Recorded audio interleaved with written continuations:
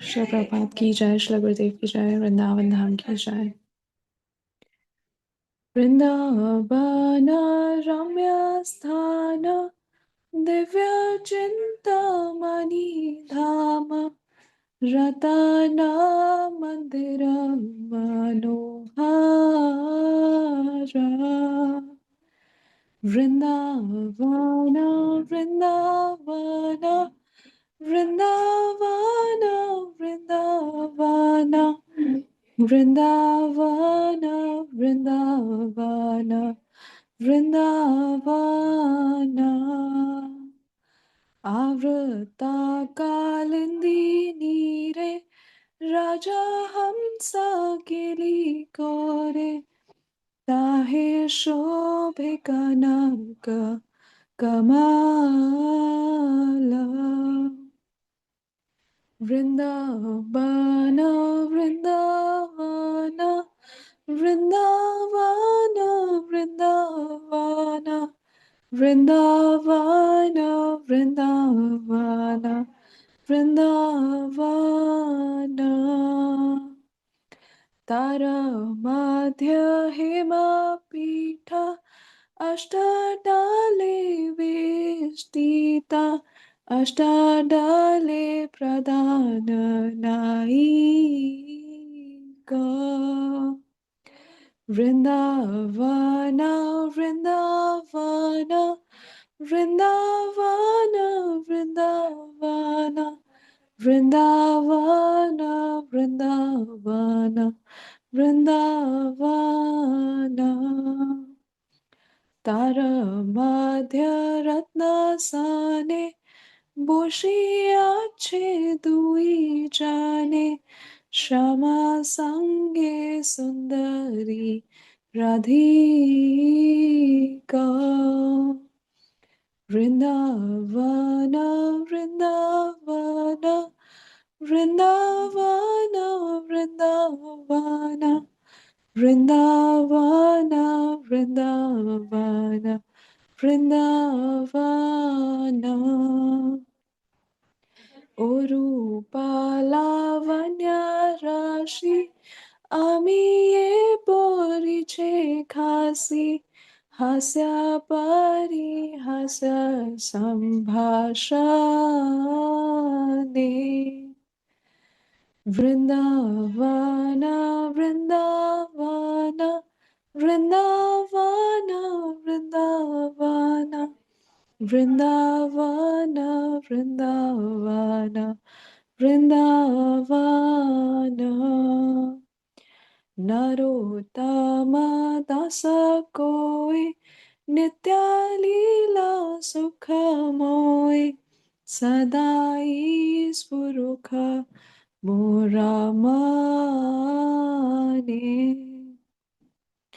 Vrindavan Vrindavan Vrindavan Vrindavan Vrindavan Vrindavan Vrindavan. Hare Krishna Krishna Krishna Hare Hare Hare Ram Ram Ram Hare Hare. Hare Krishna. Translation. Beautiful Vrindavan is filled with Chintamani gems and many jeweled palaces and temples. Many regal swans play in the waters of the Yamuna, and in those waters, a splendid golden lotus flower grows. In the middle of that lotus is a golden place surrounded by 8 petals. On these 8 petals, the 8 principal gopis reside. And in the center, Lord Shamasundara and beautiful Srimati Radharani sit on a jeweled throne. The great beauty of the divine couple and their charming joking and laughter appears to be constantly showering nectar everywhere. Narottam Das says, I pray that these blissful eternal transcendental pastimes of the divine couple may be always manifest in my heart.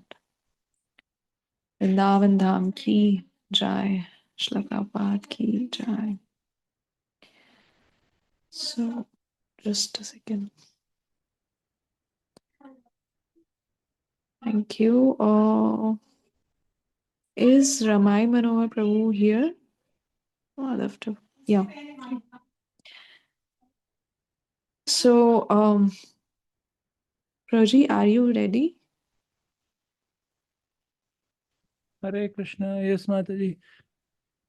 Okay, perfect, Praji. So, today we have our spiritual care series by Ramai Manohar Prabhu, and he'll gonna take up on. Praji, sorry, I forgot the topic. Can you please repeat it or tell us? I think it was residence in Vrindavan or something like that. Okay.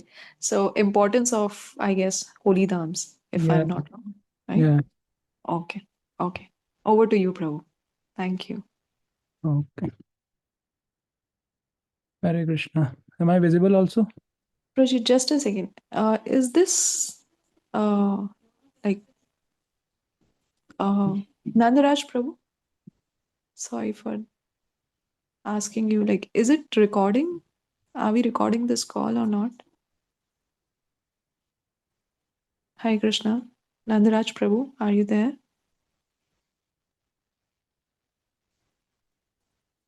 He's there. Usually, yeah, he's there, but I actually he was there in a function, so I was just Actually, oh okay. Madhu Krishnan Prabhuji is there in the book tour, and Giraj Madhav Prabhu is traveling, so I guess it's not recording. So, I see the Prabhuji, recording button there on the top left. I mean, the red dot, it says REC. So I think it's getting recorded. okay, Yes, Prabhuji. Prabhu, it is Thank you, sir. recording. Okay, perfect. Ramai Prabhu, sorry for disturbance. You can start. chalo. Okay, let's start with Mangalacharan. ॐ ज्ञानतिमिरान्धस्य ज्ञानाञ्जनशलाकया चक्षुरुन्मीलितं येन तस्मै श्रीगुरवे नमः श्रीचैतन्यमनोभीष्टं स्थापितं येन भूतले स्वयं रूपः कदा मह्यं ददाति स्वपदान्तिकं वन्देऽहं श्रीगुरो श्रीयुतपदकमलं श्रीगुरुन् वैष्णवांश्च श्रीरूपं साग्रजातं सहगणरघुनाथान्वितं तं सजीवं साद्वैतं सावधूतं परिजनसहितं कृष्णचैतन्यदेवं श्रीराधाकृष्णपादान् सहगणललिता श्रीविशाखान्वितांश्च हे कृष्णकरुणा सिन्धो दीनबन्धो जगत्पते गोपेश गोपिकान्त राधाकान्त नमोऽस्तु ते तप्तकाञ्चन गौराङ्गी राधे वृन्दावनेश्वरी वृषभानुसुते देवी प्रणमामि हरिप्रिये वाञ्छाकल्पतरुभ्यश्च कृपासिन्धुभ्य एव च पतितानां पावनेभ्यो वैष्णवेभ्यो नमो नमः जय श्रीकृष्ण चैतन्य प्रभु नित्यानन्द श्री अद्वैत गदाधर श्रीवासादि गौरभक्तवृन्द हरे कृष्णा कृष्ण कृष्ण हरे हरे हरे राम राम राम हरे हरे नमो विष्णुपादाय कृष्णप्रेष्ठाय भूतले श्रीमते भक्तिवेदांत स्वामिन्निति नामिने नमस्ते सारस्वते देवे गौरवाणी प्रचारिणे निर्विशेष शून्यवादी पाश्चात्यदेशतारिणे नमो विष्णुपादाय कृष्णप्रेष्ठाय भूतले श्रीमते इन्द्रद्युम्न स्वामिन्निति नामिने नमः प्रभुपादप्रियदासाय जगन्नाथयात्रानन्दमूर्तये भक्तसुखाय कृष्णोत्कीर्तनेन नृसिंहेण रक्षिताय नमः Hare Krishna. So today we speak about uh, importance of holy places, importance of living in the dham. What does it mean to live in the dham, and such topics. So I have a verse from Chaitanya Charitamrita. I'll share it screen. Yeah. Is it visible? Yes, Praji. Okay. So this is a very famous verse from Madhya Leela, Chaitanya Charitamrita. This verse comes from Bhakti Rasamrita Sindhu, originally in Sanskrit, but there it's more scattered, and the way these limbs are mentioned, they are, I mean, they are not so organized as they are in this verse. Some one limb is here, one limb is there, like that. So over here, it's very nicely organized in one payar. So you read it like Sadhu Sangha Nama Kirtan Bhagavata Shravana Mathura Vasa Shri Murtira Shraddhaya Sebana. So over here, these are the most important limbs of devotional service. Sriman Mahaprabhu has said that out of all the limbs of devotional service, these are the Mukhya Angas, the most important, the most prominent of all the different Angas, all the different limbs of devotional service. So within them comes one of the limbs, which is Mathura Vas, right? So Mathura Vas is very important. It can be applied to any holy place for that matter, but specifically it said Mathura Vas here. You could also do Mayapur Vas or Jagannath Puri Vas, right? But it's mentioned Mathura Vas because Mathura, it includes all the different tirthas. It includes all the different dhams as well, right? And the reason why it's Mathura and not Vrindavan, that's also a very important point, why it's Mathura and not Vrindavan. So the reason is that Mathura essentially means the greater Vrindavan, Vraj, the whole Vraj Mandal, right? And within that Vraj Mandal, there is the city of Mathura. So when we say Mathura, it includes the whole Vraj Mandal, not just the city of Mathura where Kamsa lived, not that Mathura, but the greater Vraj Mandal, right? So Mathura was Sri Murtir Shraddhaya Sevan. Similarly, Sri Rup Goswami, he talks about this same concept in another verse in Bhakti Rasamrita Sindhu, which is again mentioned in Chaitanya Charitamrita in Madhya Leela. So it says, Krishnam smaran janam chasya preshtham nija samihitam tat katharatas chasav kuryad vasam vraje sada. These are also very important terms, and if we start discussing them, then it will take a lot of time. But our main focus is Kuryad Vasam Vraje Sada. Kuryad means do, Vasam means stay, and Vraje means in Vraj, and Sada means always. So Kuryad Vasam Vraje Sada, always reside in Vraj. And these are the things what you need to do while living in Vraj, right? So Krishna Smaran Janam Chasya. Like remember Krishna along with his Janam, his associates, and those associates which are very dear to you. Prishtham Nija Samihitam and Tat Katharathascha. So here his Katha, etc. with complete Rati, and then like that live in Vraj. I mean, so basically it means just hear and chant and live in Vraj. That is the main crux of this verse. So what does it mean to live in Vraj? So Srila Jeev Goswami, in the commentary of this verse, he says that to live in Vraj is of two types. There are two types of Vrajavas basically. So he says one is physically, to go and live in that tract of land where Krishna appeared and performed his early pastimes. You go and stay there physically. That is one type. And the other type is to do it mentally, to mentally reside in Vraj, to mentally be in the consciousness of Vrindavan. That is the second type. And he says that out of the two, the second one is more important. But he also says that along with being more important, it is also more difficult to do. Sometimes people say that, okay, I can't live in Vraj, so let me just live in Vraj in my mind. And sometimes people have like they do this kind of, like an escape kind of a thing. Okay, I can't go to Vraj, it's okay. I'll just mentally reside in Vraj. But it's much tougher to mentally reside in Vraj. And it requires something very specific. There is something very specific which is required to be able to mentally reside in Braj, right? To physically go there, buy a ticket, and just visit different pastime places and bathe in Yamuna or Radha Kund or Sham Kund or different kunds and whatever. That is very simple. To go there and physically reside in Braj is very simple. But to actually reside in your mind, in your consciousness, is very, very difficult. And that is not available to everyone. That is available to a very few people. Very few fortunate people have this adhikar to mentally reside in Braj. To physically reside in Braj, anybody can reside. Anybody can go and buy a tract of land and just stay there. But the mental residence, it requires a different level of adhikar.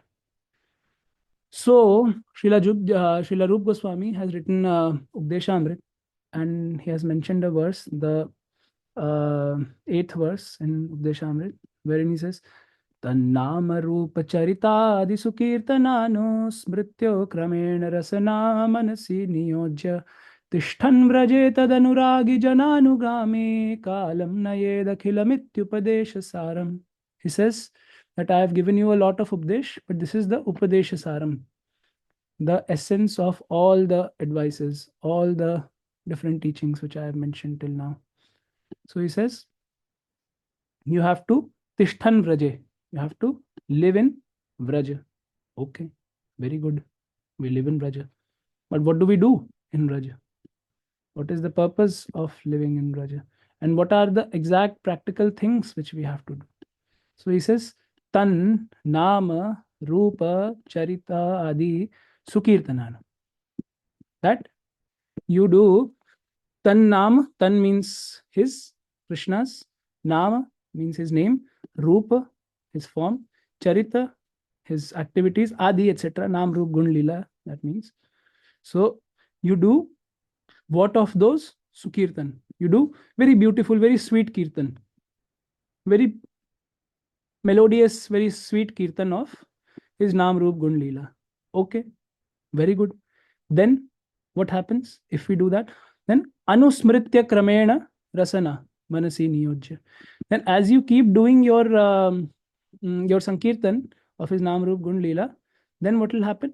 Then Anusmritya. Anusmritya means, Smritya means, Smriti means basically remembrance. But there is a very important thing, that is Anu. Anu means followed by. So that means Anusmritya, that after you do Kirtan, then that Kirtan will produce Anusmritya. That Kirtan will produce Smriti, remembrance of Krishna. Right? And how does it happen? Kramena. That you can't directly go to Smaran. You can't directly go and try to do Smaran. That is one meaning of Kramena. And second meaning of Kramena is Nama Rupa Charitadi. That first you start with Nam, then you move on to Rup, and then you move on to Gun, Leela, etc. Right? So first comes Nam. Nam reveals Rup. Rup reveals Gun, and then rest of the things follow. So that is a Kram. Nam does Kram Prakash of everything. So Kramena, dhire dhire, with steps, gradually, right? And Rasana Manasi Niyojya, that you use in the Sukirtan and Anusmriti, you engage your Rasana, that means your tongue, and followed by your mind, Manasi. At first you do Kirtan with your mind, with your tongue, and then that produces realization of the form, etc. of Bhagavan, and then you engage your mind, Niyojya, right? Like that, you Tishthan Vraje Tadanuragi Jananugami. Then like this you stay in Vraj. Okay, very good. We do this, but who will teach us how to do these things? We have to do these things, but we can't do them alone. So Tad Anuragi Jana Anugami. Become an Anugami, that means a follower of Tad Anuragi. Tad means Krishna, right? Or Vrindavan even. Tad can also mean Vrindavan. That Tad Anuragi. The Anuragi Janas, the loving devotees of Radha and Krishna, you become an Anugami. That means you become a follower of those. And like this, Kalam Nayed Akhilam Ityupadesha Saram. Like this, without wasting any time, you spend your whole life in Vrindavan. Right?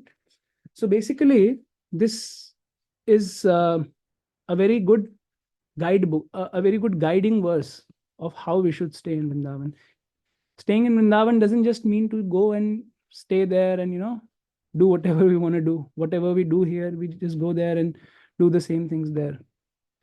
The main important point is to do Shravanam Kirtanam there, to engage in proper Harikatha and chanting of the holy names. That will give gradual realization of the Nam Rup Gun Leela, the name, form, quality, pastimes, etc. of Bhagavan. And Tishthan Braje, for this verse, Srila Bhaktisiddhanta Saraswati Thakur in his commentary, he says that more important than staying in Braja is to do this. He says that if you do this, tad anuragi jananugami, this itself makes you eligible, or without going directly to Vraj physically, you automatically fulfill this thing, Tishthan Vraje. If you do tad anuragi jananugami, if you become a follower of the Anuragi Janas, the loving devotees of Krishna, then automatically you become, you get situated in Vraja, Tishthan Vraje. So he just reverses this whole sentence. He says, if you do this, you automatically get this, right? So this is very important. Even Srila Narottam Das Thakur, whose appearance day we are observing today, he says something similar in his Prem Bhakti Chandrika. And this is the second song. Why is it not? Yeah. So this is the verse, the 19th verse. He said, पृथक आवास योग दुःखमय विषय भोग ब्रजवास गोविंद सेवना कृष्ण कथा कृष्ण नाम सत्य सत्य रसधाम ब्रज जनेर संगय अनुखना. So he says, पृथक आवास yoga, that you just give up all the prithak avas, like all the avas means places of residence, all the places of residence which are not connected to Krishna, you give them up. Why? Because they are dukkhamaya vishay bhog. They are all dukkhamaya, right? And they're full of vishay bhog. They don't have any seva over there. And do what?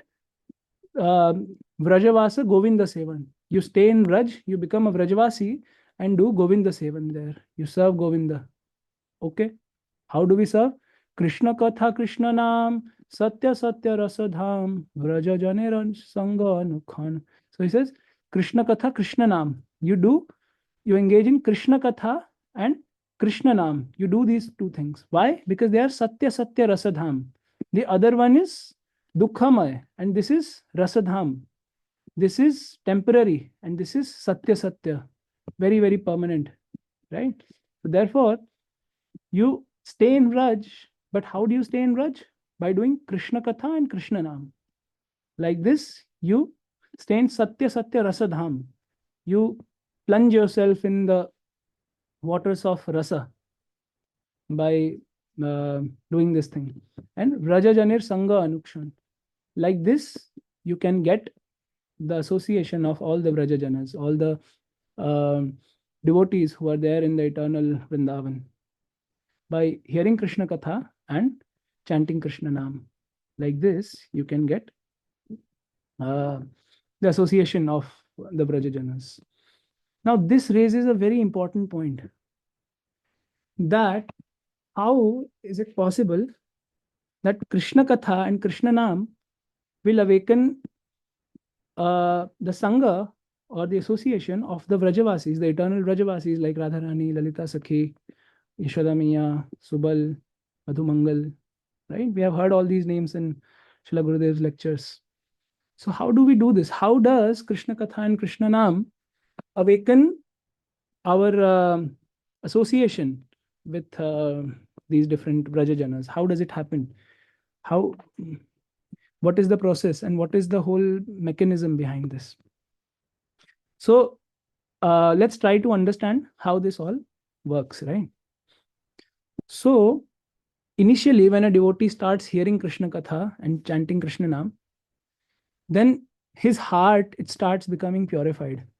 And then he starts realizing that I am alone in this world and there is no shelter.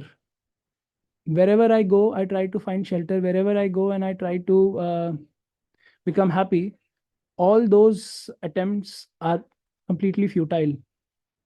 I am not able to get happiness. I am not able to uh, fulfill my desires.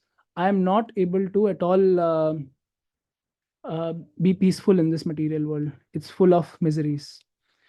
And at that moment, a person becomes a Shraddhavan Jan. That means that person becomes situated in the level of Shraddha. He develops Shraddha. And like that, he tries to go and search out people who can help him get out of this whole situation.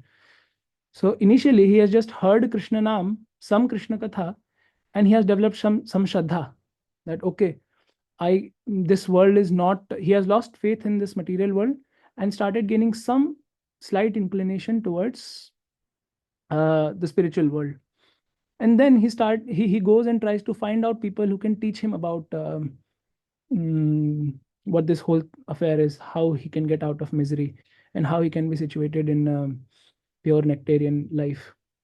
So then he goes and searches out for people who can help him, and then he finds a few devotees, and those devotees, they tell him more Krishna Katha. He hears from them. His heart becomes more purified, and as his heart becomes more purified, his whole attention starts becoming very narrowed. He starts becoming very vyavasayatmika buddhi. That means very one pointed in focus. Vyavasayatmika buddhir ekehe kurunandana, right? There's a verse in Bhagavad Gita. Bahushakhayanantascha buddhayo avyavasayina. So he becomes very, very focused in life. And as he becomes focused, he starts relishing the mood of a few devotees and hearing from them. He just loves to hear from them and take their advice and follow what they are saying. And in that way, he develops a very deep affinity towards one particular sadhu and then goes on to take diksha from them, goes on to take initiation from such a sadhu. And at that stage, the sadhu sangha is completed. A person becomes situated in proper sadhu sangha. Now, once that person is situated in sadhu sangha and has graduated from the stage of sadhu sangha, the sadhu from whom he has taken diksha, so diksha is the stage at which a person graduates from sadhu sangha, and this sadhu, he gives him a bhajan kriya. He gives him a particular process by which he can realize that absolute nature of the spiritual world. He can realize the nectarian pastimes, the nectarian tattva of what lies beyond the miseries of this world. So then he takes up this process of bhajan kriya, and by doing that, by engaging in bhajan kriya under the guidance of a sadhu, he starts realizing that he has a lot of obstacles, a lot of misgivings, and a lot of anarthas which are stopping him from progressing on the path. Then he again goes to the sadhu and he says, Maharaj, I'm not able to do this. Gurudev, I'm not able to do this properly. I can't chant. You have asked me to chant 16 rounds, but it becomes so difficult. And so many things are troubling my mind. And like this person becomes, he becomes aware of all the problems which he has, all the obstacles which are there in his life. And then he tries and looks for different ways by which he can overcome those obstacles. Then the Gurujanas, they advise him, or his guru advises him how to get out of that situation, how to deal with all these anarthas, and keep chanting, and gradually the heart becomes purified. Like this, when this whole process of anartha nivritti, this is the stage of anartha nivritti. This whole process of anartha nivritti, once it goes and settles, all the anarthas, they start settling. So in the stage of anartha nivritti, basically what happens, two things are removed from the chitta of a conditioned soul.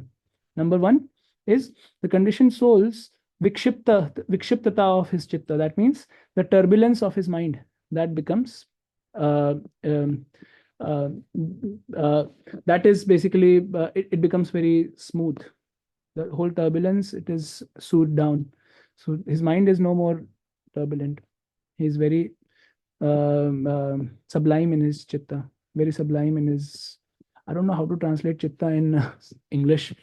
Chitta is a word which doesn't have English equivalent. It's something inner mind. right? So his whole chitta, it becomes very sublime and very quiet, calm. Then the other thing is he loses his propensity towards sinful activities. So he loses propensity for sinful activities, not for he may not lose his propensity for bhog, but for pap he does lose his propensity. So what this means is he might still want to have some enjoyment which is under the rules of scriptural guidance, but he will never want to do anything which is against the dictates of the scripture. That is the second thing. So if these two things happen, then the person has attained the stage of nishtha. So what does it mean that vikshiptata of the chitta, the turbulence of the mind, is calmed down? So what it means basically in practicality is that when you sit to chant Hare Krishna, you just hear Hare Krishna. You're not doing anything. You're not thinking of anything else within your mind. You're not planning how to do this, how to do that. Your whole system has calmed down, and you're very very peaceful in that situation.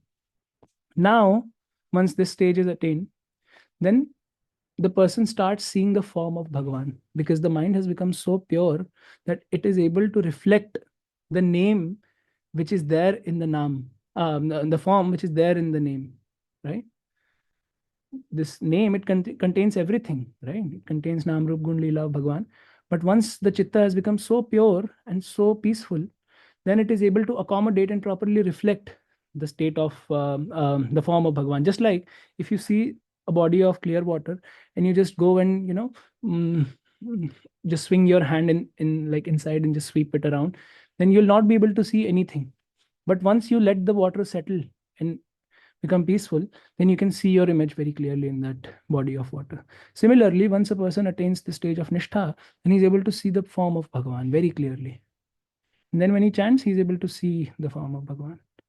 Similarly, when he hears Harikatha, when somebody is in the stage of Nishtha, and he hears some description about the form of Bhagavan, and he hears, let's say, some verse, like there's a verse in Bhagavatam, Barha Pidam Natavara Karnayo Karnikaram Bibhradvasah Kanaka Kapisham Vaijayantim Chamalam Randhran Veno Adhar Sudhaya Purayan Gopa Vrindai Vrindaranyam Swapadaramanam Pravishad Gita Kirti.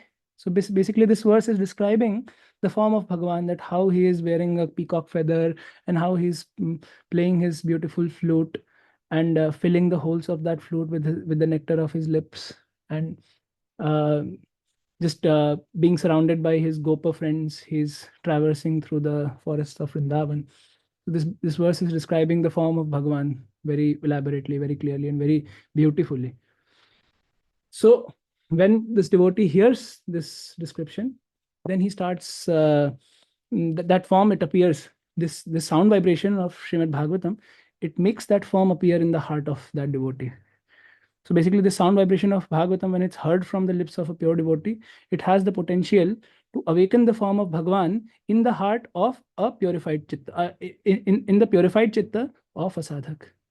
So this is very important. Sometimes people think that why Bhagavatam says Sadhyo Hridya Varudhyate Yatra Kritivi Shushrushabhistakshanat. Anybody who hears Srimad Bhagavatam, immediately he has realization of Bhagavan. But there's a very important term here, that is Kritibhi, that is in the heart of those who are purified. So a purified heart can very quickly and instantly reflect the form of Bhagavan. So that's how it works. Once somebody is in the state of nishtha, as soon as they hear, the form of Bhagavan appears. And like that, if they keep on chanting, keep on hearing and going through this whole process, then suddenly they start feeling uh, some sweetness of Bhagavan. They just start experiencing some sweetness of Bhagavan, the guna, the qualities of Krishna. And as soon as these sweet qualities of Bhagavan they appear, the devotee, he just becomes attracted towards them, like how a honeybee is attracted to a flower, a lotus flower, like that. How a young boy is attracted to a young girl, like that. Gurudev often quotes this verse by Srila Rup Goswami, that like a young boy is attracted to a young girl, and a young girl is attracted to a young boy, may I be attracted to you in the same way. So that's what happens in the stage of ruchi, the taste. the sweetness, it appears, and then the person starts relishing that sweetness of Bhagwan. And as he is relishing that sweetness, he starts forgetting the material world. He just starts forgetting what is going on in this material world. He no longer has taste for anything in this material world. He just wants to taste more and more of that nectar of his form.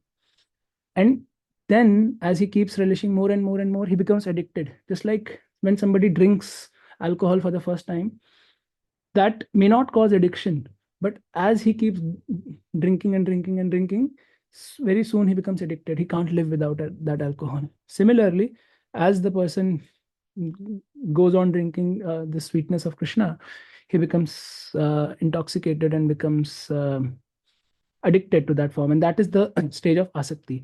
And when somebody is totally addicted to the form of Bhagavan, to the sweetness of Bhagavan, relishing that sweetness, and has entered the stage of asakti, then this person starts experiencing the different devotees which are around Bhagavan.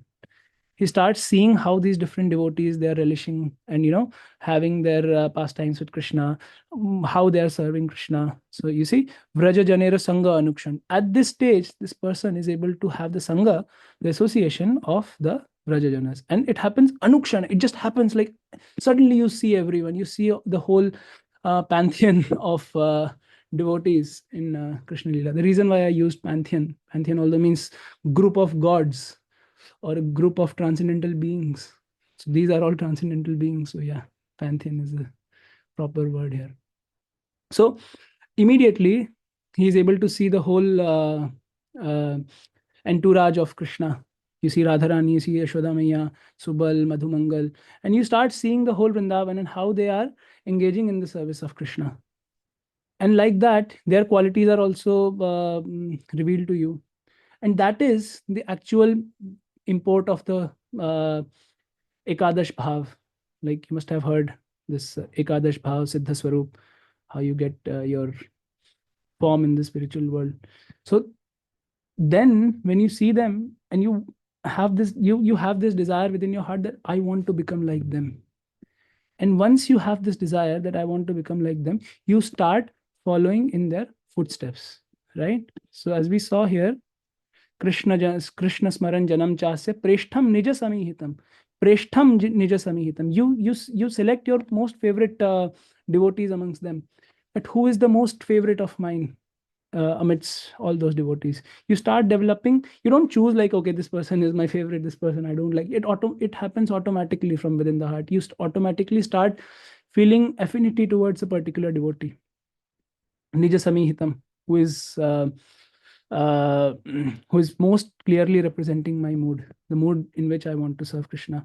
And then that person hears more, he starts hearing more about that particular devotee. Let's say somebody is very attracted to Rupa Manjari, then they start hearing about Rupa Manjari or Rati Manjari or whichever form of, whichever devotee somebody is most attracted to. They just start hearing about them, and at the same time chanting and hearing Harikatha.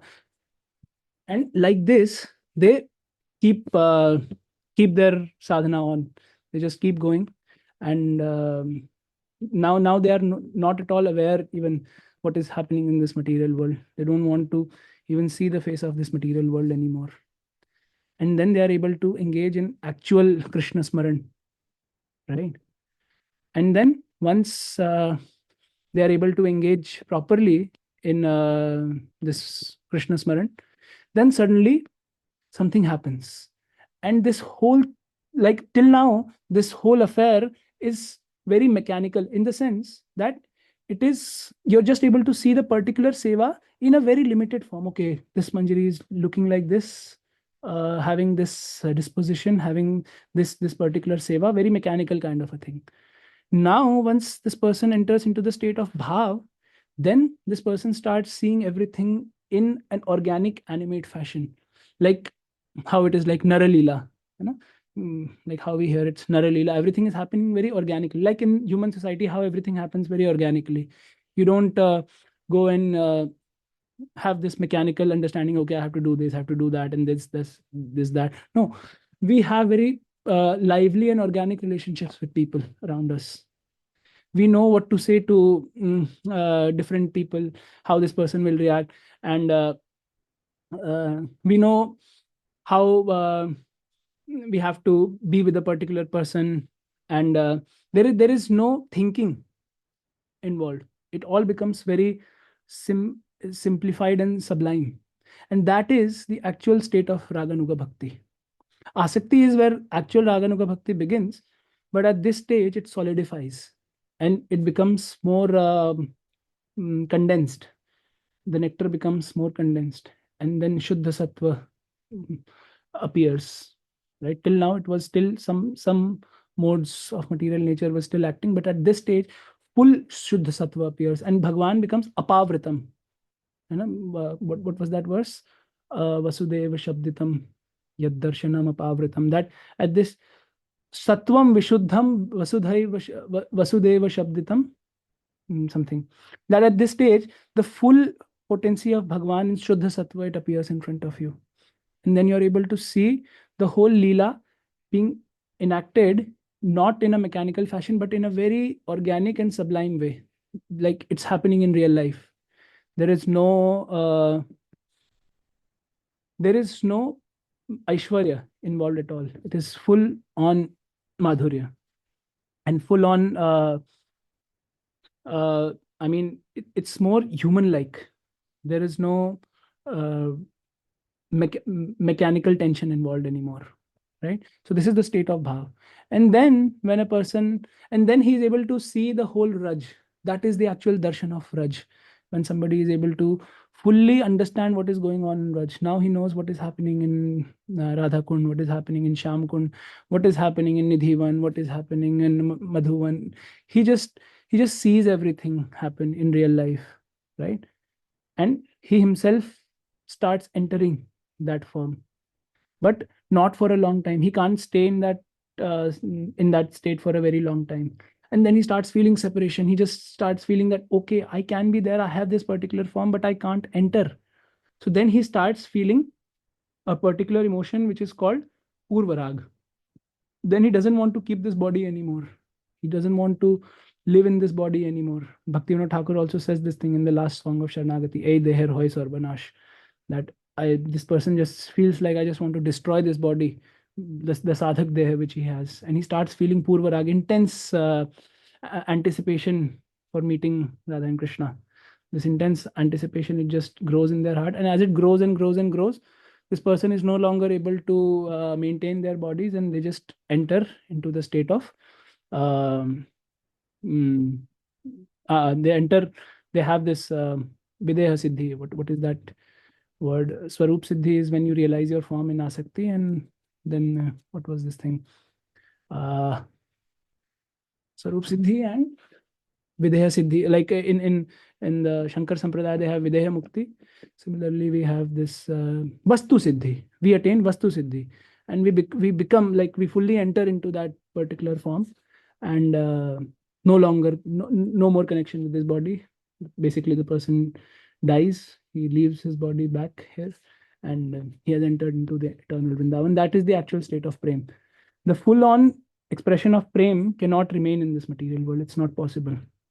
If somebody has and is not just has but is currently experiencing, somebody may have but may not be experiencing. Like Prabhupada used to say that if somebody becomes a premi bhakta, he might um, pull himself down to madhyam adhikar to be able to preach. Sometimes that also happens. But if somebody is in that state and directly experiencing that state in the present tense, then this person will not be able to carry on with their body. They will have to leave, because this body cannot handle that level of ecstasy which is produced in prem.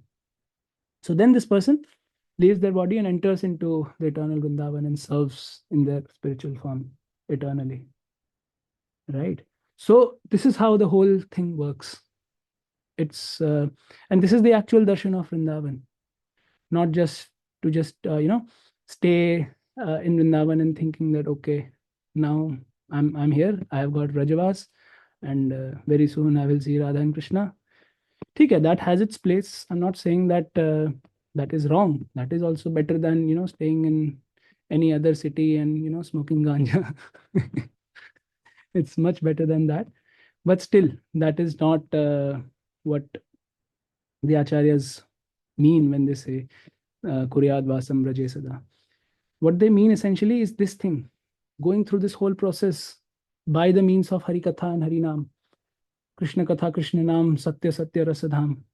By this process, going through this process and entering the eternal Vrindavan. That is what they mean when they say Kuryad Vasam Vraje Sada. Now, somebody might ask that in this verse, there is a separate mention of Nam Kirtan and there is a separate mention of Bhagavad Shravan. And then there is a separate mention of Mathura Vas also. But you are saying that if you do this, you automatically get this. Doesn't make sense. The verse is not saying that. The verse is clearly distinguishing between these things. First, Sadhu Sangha is there, Nam Kirtan is there, then Bhagavad Shravan is there, then Mathura Vas is there, then Sri Murti Shraddhaya Sevan is there, deity worship basically. So, how do you understand this thing? So, this is a very wild way to present it, but I don't know like if somebody has said this or not, but I'm saying this and it makes sense. So let's see if it makes sense. For me, it does. So since Krishna is Advaya Gyan Paratattva, that means he's Akhanda Tattva. There is no Khanda in Krishna, right? So similarly, according to the particular thing which we saw, the particular progression which we saw, which is mentioned by Srila Vishwanath Chakravarti Thakur in Madhurya Kadambini, that progression. We can go and read that if we want. So according to that progression, if we apply it here, so it is just one thing. This whole text, this whole verse, it's not describing 5 different limbs. They are describing one limb of bhakti. They are describing one progression of bhakti. So initially, a person comes and gets the Sangha, the association of sadhus, right? The sadhus tell him to do Nam Kirtan and Bhagavad Shravan. Or it could even be that in the association of sadhus, first he hears Nam Kirtan, by which his heart becomes purified. And doing that, he does Bhagavad Shravan. Initially a person will not like to hear Srimad Bhagavatam. First, mostly people join for Kirtan. Okay, Kirtan is going, Hare Krishna, Krishna Krishna, Hare Hare. And they are dancing and, doing all sorts of different dance steps within Kirtan, enjoying that. Then when this whole Rajogun is burned off and the person starts feeling some sattva in his heart, then he wants to hear Srimad Bhagavatam. Before that, it's very difficult to hear Srimad Bhagavatam. So once this whole thing happens, then the person, he wants to reside in Braj and he develops this desire to reside in Braj. And then this person goes through the whole process of sadhu sangha, bhajan kriya, anartha nivritti, and then nishtha, and then ruchi, and then he comes to asakti, and then he has the first glimpse of Mathura Vas, what it means actually to be in Mathura, to be in Vrindavan. And then once he has this thing, then he wants to serve Shraddhaya Sevan, Shri Murti, that is Shri, that is Radharani, and the Murtiman Swarup of Shri and Shri Krishna. Shri means Radharani also, and Shri means Shri Krishna also. So Shri Murti Shraddhaya Sevan. Now this person wants to serve the personified form of Radha and Krishna, the figures of Radha and Krishna, not just be in Vrindavan and be a vague personality, but directly serve Radha and Krishna. And then he enters into the stages of Bhava and Prem. So this verse, in that sense, it is in a deeper sense, basically indicates the progression that the sadhaka goes through. Not just that these, although it does mean that these, I'm not saying that these forms are, these different limbs are not valuable in themselves. They are. But a deeper understanding is this is a progression, and there is just one sadhana. There is just one path. It's not that somebody likes to do sadhu sang, somebody likes to do Nam Kirtan, somebody likes to hear Srimad Bhagavatam. All that is also there. But still, the whole structure, it is unified, right? Not in a Mayavadic sense, but in a Vedantic sense. Vedanta, basically the whole reason why Vedanta has championed over all the other philosophies is because of its concept of oneness, its concept of unity. And then different people have their ways of explaining the diversity. The Mayavadis, they explain it as Vivarta, that it's all, it's all false. There is no existence of any duality. It's just in your mind, and it's all avidya and different things. Sri Vaishnavas, they have a different way of explaining it. The Gaudiya Vaishnavas, they have a different way of explaining it. But the essence, that abheda aspect, always remains. So similarly, there is one sadhana, and that one sadhana gives you all the different results and different fruits which are available, the path of bhakti. So with this, we'd end here. It's already took a lot of time. Sorry for that, but I think it was important. Thank you so much. Hare Krishna. Hare Krishna, Praji. Thank you so much for the wonderful shas on residing in Vrindavan and having the mead of Vrindavan. I request everyone to please share your realization, any thoughts or any comments on the class, any questions.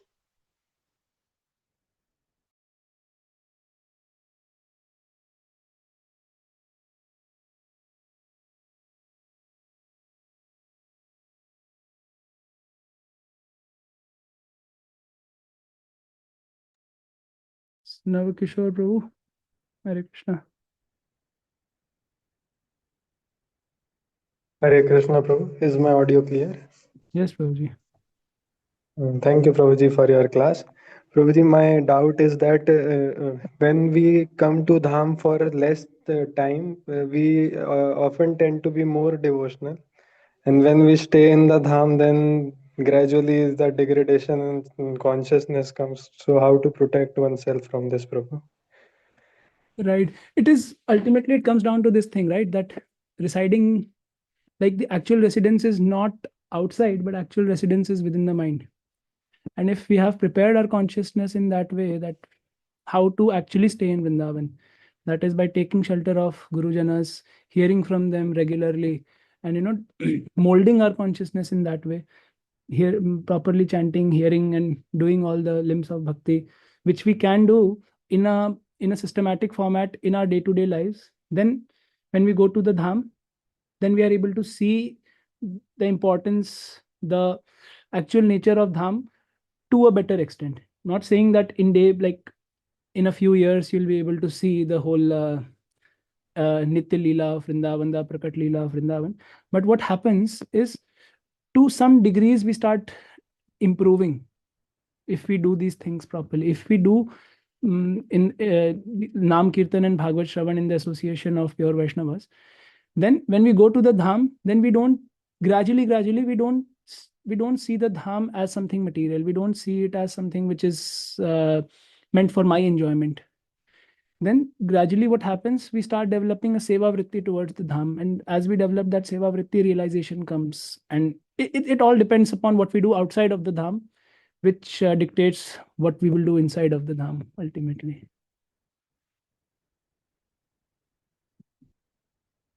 Right? Makes sense? Yes, thank you, Prabhu.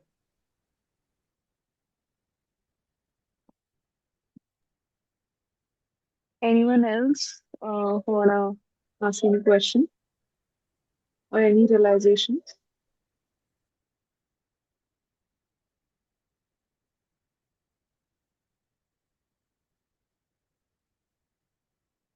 I think Abhishek Prabhu had raised his hand, right? Abhishek Shukla Prabhu.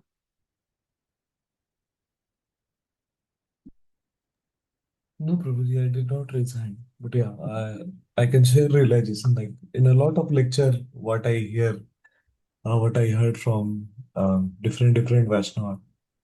Uh, when you go to the Dham, Dham always doesn't mean sightseeing activity, right? It's not a tour for us, but it is a Shravanam.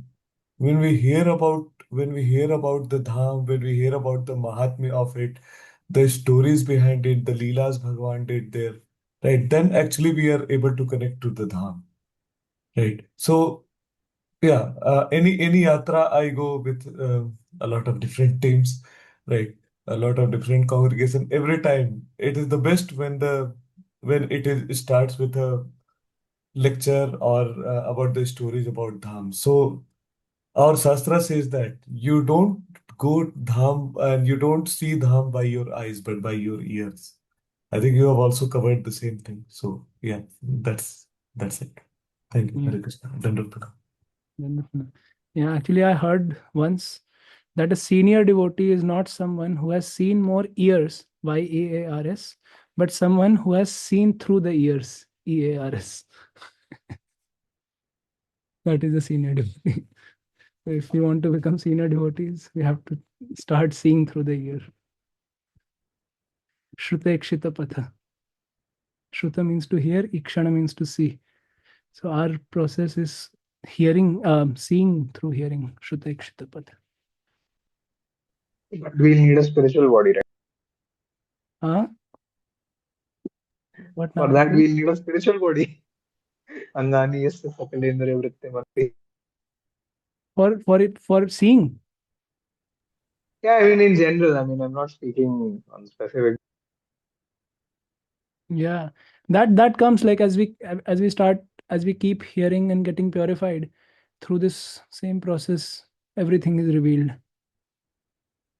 Like I remember when, like during the time of our initiation, I asked Srila Gurudev that what can I do to realize all these things. So he said, just chant, and the name itself will reveal everything. It has the form of Bhagwan, it has the associates of Bhagwan, it has the qualities of Bhagwan, it has the form, it has the uh, whole pastimes of Bhagwan. Everything is there, just that you have to be patient.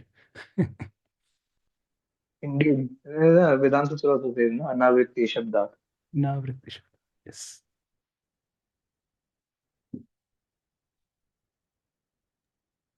Yeah, thank you for reminder.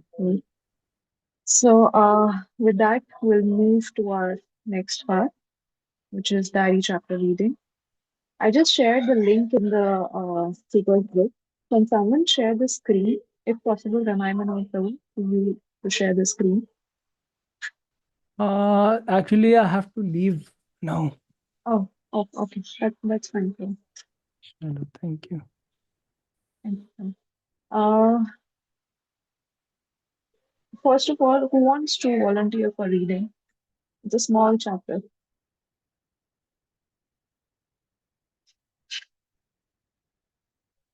Okay. Okay. So, we just need one devotee. There are a lot of hands. So, who did the last time? I guess Helene Mataji, you did the last time, if I'm not wrong. Oh, Mataji, I think some Prabhuji did it last time. I don't Okay, remember the sure, name. sure, ma'am. Then you can do it. But can you share the screen? Oh, sure. I can try. Can you share the link once? I shared the link in the group. Actually. Are you there? Okay, sorry, you are not there. Let me share with you. You are there in the aspiring group, right? Oh, yeah. Okay, then I'm sharing the link there. I did. You can open the link and share the screen. Yeah, just a second. Okay, thank you.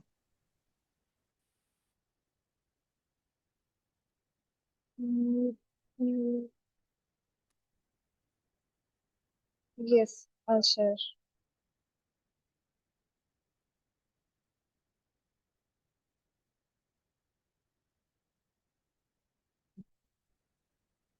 Is it visible? No, Mataji. I think you are sharing on now. It is Yeah, it's visible, Manager. Okay. Hare To Krishna. me, at least. I Yeah. am hoping every. Oh, thank you. Okay. Volume 2, Part 2, Chapter 23. Just a second. A devotee of Krishna can A devotee of Krishna creates Vrindavan everywhere by Indra Swami. Saturday, October 26. We rose at midnight to catch the 4 a.m. flight to Baku, Azerbaijan. Russian flights often leave in the early morning hours. It's another austerity to be accepted if one desires to preach in this country. On the way to airport, I realized that we were into the first hours of Kartik, the auspicious month of Lord Damodar. I thought that many devotees must be on their way to Sri Vrindavan Dham. In India, at that moment, devotional service to the Lord is magnified many times in the holy atmosphere of Vrindavan in the month of Kartik, and traditionally devotees go there to make spiritual progress. Thus, it could be said that I was headed in the wrong direction. Azerbaijan, a Muslim country north of Iran, could hardly be considered an auspicious place by any strict Vaishnav. Nevertheless, I was happy to be going there. I like to go to India when the opportunity arises, but even when I am there, I find myself praying to the deities of Vrindavan, Madan Mohan, Govindaji, and Gopinath, to please give me give me service in the Sankirtan movement in the West. So this morning, I somehow felt closer to Lord Damodar by going to Baku rather than Vrindavan. I was serving their lordship's desire. Srila Prabhupada sent a letter to Kirtiraj Das in 1976. If you can preach vigorously in Poland, it will be a great asset. You may come to Vrindavan if you like, but preaching in Poland is my greater interest. So now Vrindavan is somehow being managed. Now the most important work is that side in the communist countries. If you can do something there, it is more than if you come here. Our business is to glorify Krishna as the Lord of Vrindavan and to popularize Lord Chaitanya Mahaprabhu's Hare Krishna movement. I was a resident in Vrindavan, but at the age of 70, I tried to preach Krishna consciousness a little bit, and now this institution has come out. So I think it is more profitable to preach about the master of Vrindavan, Krishna, outside of Vrindavan. A devotee of Krishna can create Vrindavan everywhere by preaching the glories of Krishna. Because Azerbaijan is at war with neighboring Armenia at Eka- Ek- Ekaterinburg airport, we went through a grueling 3-hour routine of 3 security checks. The atmosphere was tense as the crowd, 90% Azerbaijani men, submitted to the ordeal. I mentioned to Uttam Shloka how strange it seemed that there were no women. He smiled. In Muslim countries, he said, women don't travel much. They stay at home and take care of children. Every one of men checking in had tough looking features. They were all burly and each had a mustache and was dressed in dirty black leather jacket and a typical fur hat. Although it made me a bit uneasy. Are they as mean as they look? I asked Uttam Shloka. A devotee of Krishna can create Vrindavan everywhere. They are mean because all of them have fought in war with Armenia. He said, but they are not as tough as Chechens. While I was meditating on Uttam Shloka's unusual reply to an unusual question from his Guru Maharaj, one of the men startled me when he approached me abruptly. Are you Hare Krishnas? He asked. Not knowing if he was a friend or a foe, I took a risk to extend my hand and answer. Yes, I said, we are devotees of Krishna. His steel like grip around my hand indicated he was favorable and we started talking. He admitted he knew nothing about us but was eager to learn. All eyes were upon us as I asked Uttam Shloka to give him a Russian Bhagavad Gita. Within a moment, the man had bought the book and then took it back for his friends to see. Thus, by the time we had finished with the security and were waiting to board, we had become a sensation. A large crowd of men gathered around us in a respectful way, asking questions. Why are you coming to our country? A man asked. We are Muslims. We are coming to encourage the people in devotion to Allah, I replied. But you are not a Muslim, he said. God is one and is called by many names Allah, Jehovah, Buddha, Krishna. We want to encourage people in religious principles, I said. What do you think of Azerbaijani soldiers? He said. When I was a young man in the army, I said, my commander used to praise the courage of Azerbaijani soldiers. We like you, the man said. You are a brother.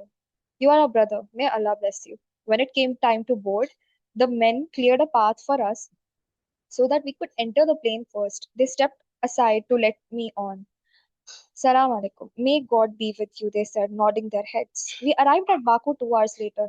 The Azerbaijani custom officers were just as difficult as Russian officers had been, questioning and searching everyone. As we stood nervously in line, a large man in front of me turned around and smiled. You have nothing to worry about, he said. I will be your bodyguard. And fears were not for naught. When we came to combined immigration and customs desk, the men in uniform were respectful. They asked about our faith and even our philosophy and quickly processed us. As we entered the reception hall, we met a large crowd of Azerbaijanis, but this time they were dressed in dhotis and saris. In many ways, devotees looked similar to their countrymen, the black hair, the dark eyes, and Muslim jewelry, but their face shone with enthusiasm and purity as they greeted us with the chanting of holy names. They looked like angels to me. Seeing this contrast to men I travel with, one of my favorite verses came to mind. Kirita Hunandhara Pulinda Pulkasha Abhira Chumbha Yavana Khashadara Ye Nyecha Papa Yat Ap- Apashraya Apashrayasya Sudhyanti Tasmai Prabhavishnave Namaha. Kirata, Hugh, Andhra, Pulinda, Pulkasha, Abhira, Sumbha, Yavana, members of Khasa races, and even others addicted to sinful acts can be purified by taking shelter of devotees of Lord due to his being supreme power. I beg to offer my respectful obeisances unto him. Srimad Bhagavatam 2.4.18. Every preacher has his favorite places, and Baku temple is one of mine. I am always happy to be back in this Islamic country where it is so fascinating to preach. It is usually extremely difficult to preach Krishna consciousness in the Arab world, but we are registered in Azerbaijan as bona fide religion with limited rights to propagate our faith. Certainly, the limitations are restrictive. No public assemblies, no public programs, no Harinam Sankirtan, no television or radio shows, and the government recently blocked a shipment of 23 tons of books sent by Bhakti Vedanta Book Trust. However, I was surprised when Temple President Amiya Das told me the government had recently put a ban on all foreign preachers in order to curtail their activities in Azerbaijan. Then how did I get in? I asked. They don't see us as a real threat, he replied. Through the years, the Baku temple has built up a sincere and devout following of more than 1,000 devotees and members. From the rented house that serves as a temple, one can see the local mosque. The neighborhood is always bustling with devotee activity. The temple has open courtyard, which often resounds with kirtan that can be heard for blocks, but no one complains. In fact, a number of local people have become devotees. When I arrived at the temple, many neighbors were standing among the devotees, and some of them even greeted me with Hare Krishna. I smiled back in appreciation of their politeness in addressing me so replied, Allahu Akbar, God is great. I also appreciate Azerbaijan because Islamic tradition has similarities to Vedic culture. For example, men and women don't mix freely. Women are taught to be chaste and shy, and gambling and intoxication are discouraged, although not forbidden. There is also a strong sense of respect for one's superiors within Islam. Young boys and girls are trained to be respectful to their elders, and they are. And this is invaluable quality that devotees who join ISKCON in Azerbaijan bring with them. I find it most helpful in my relationship with my 30 disciples here. Their mood is always one of the deep respect and veneration for their spiritual master. It is helpful in training them in Krishna consciousness. Shri Gurudev Ki Jai. Hare Krishna. Hare Krishna. Thank you so much, Madhuri, for reading it so wonderfully. Um, I want to request all to please share their realization on this chapter.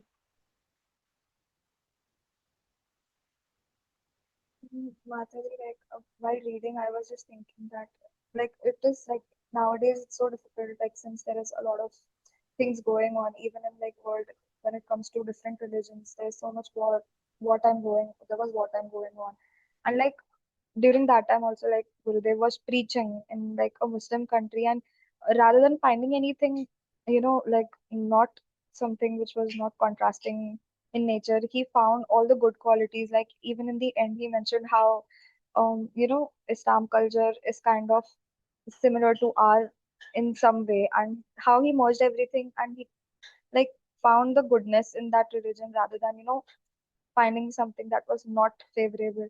Like he was saying that how ISKCON is similar, like their culture is similar to ISKCON, telling that women and men don't mix freely, then how they are taught to be chaste, and gambling and intoxication, everything is discouraged.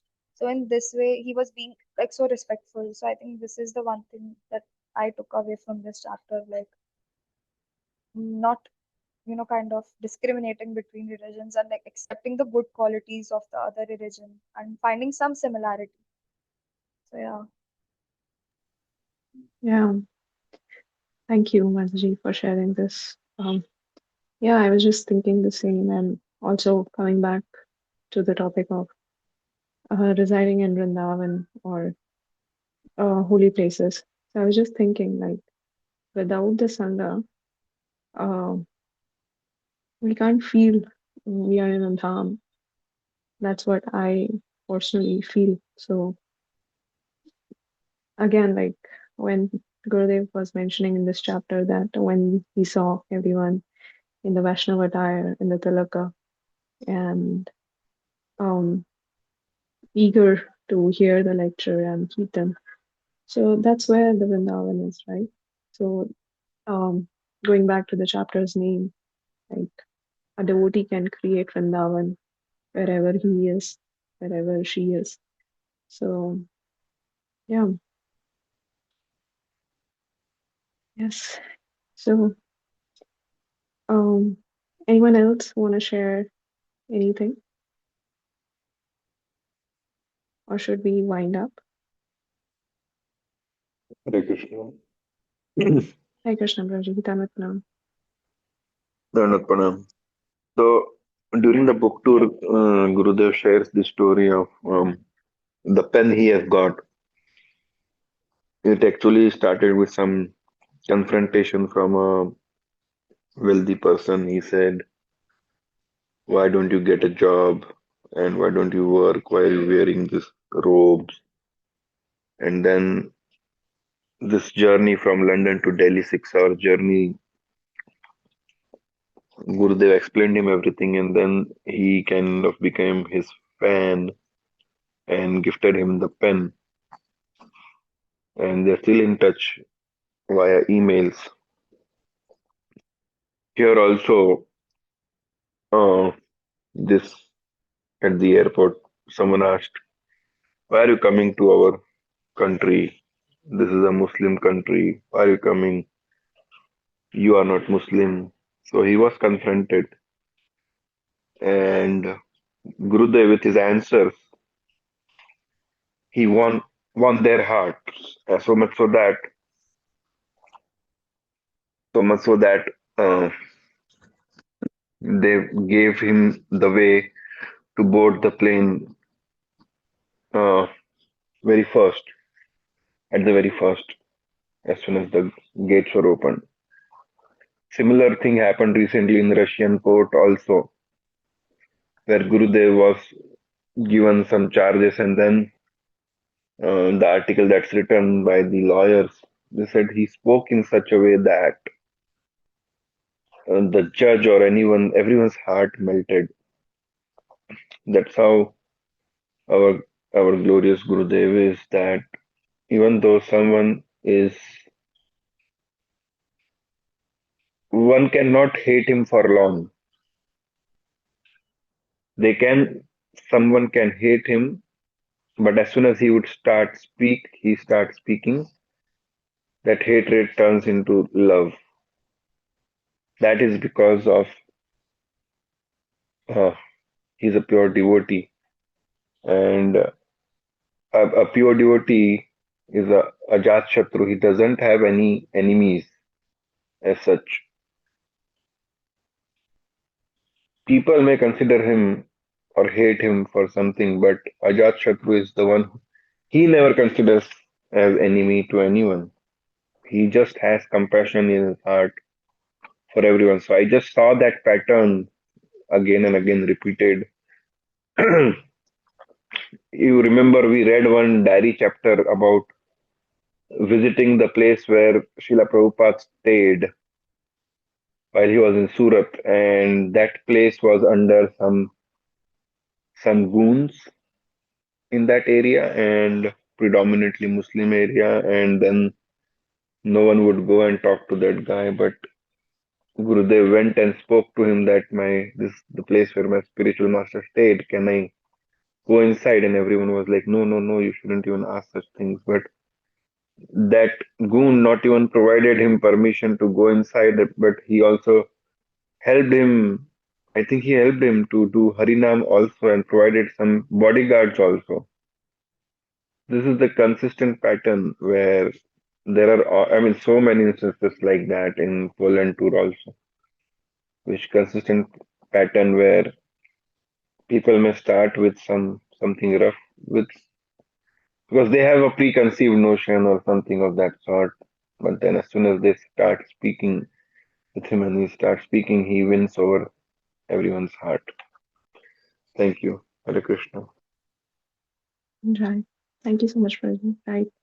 Yes, I was just thinking, not on the similar note, but yeah, in the book tour itself, Srila Gurudev when came in Vrindavan, sorry, on in the Panjabi Bagh temple, he mentioned in the lecture that he came to give Vrindavan to everyone.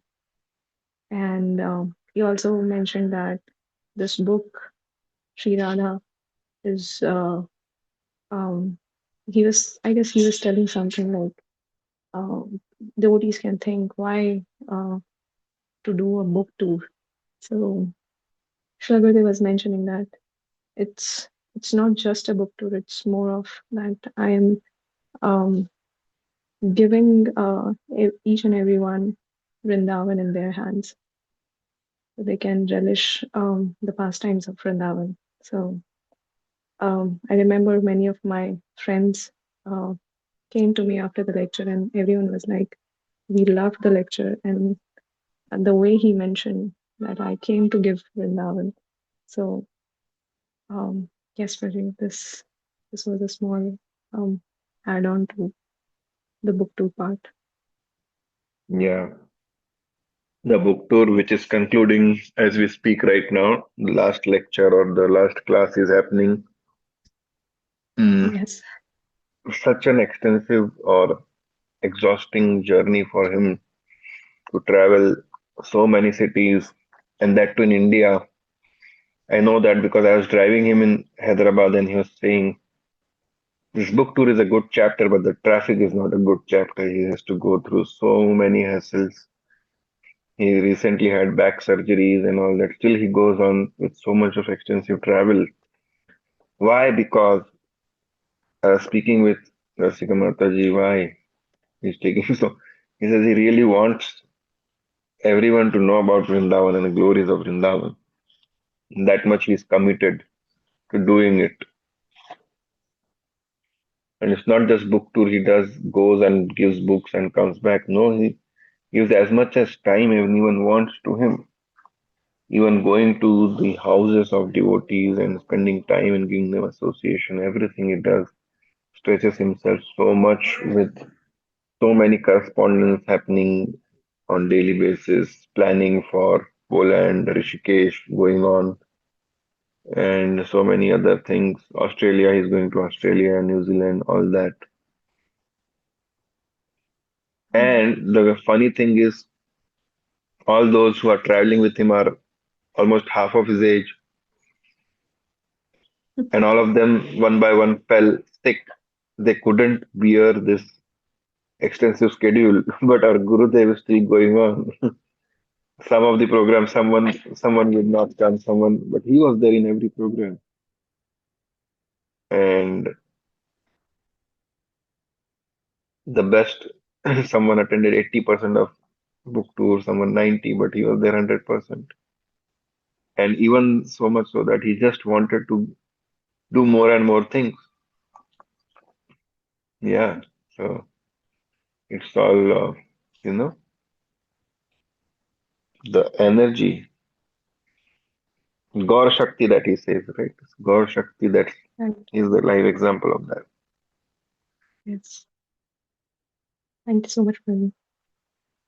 Maybe we'll try to, I guess, we'll have the book tour reflections by Govind Sharan Praji on next Sunday. So I request everyone to please join if we're going to have that. So um, we're going to see or we're going to hear the glories of the book tour. So thank you, everyone, for joining. Is there anyone who wants to mention anything? Okay. So let's just wind up. Vanchakalpatarubhyascha kripa sindhubhyascha patitanam pavanebhyo vaishnavebhyo namo namah. Ananta Koti Vaishnavrind ki Jai. Srila Prabhupada ki Jai. Srila Gurudev ki Jai. Jai Hare Krishna. Krishna. Thank you, Hare Krishna. Dandavat.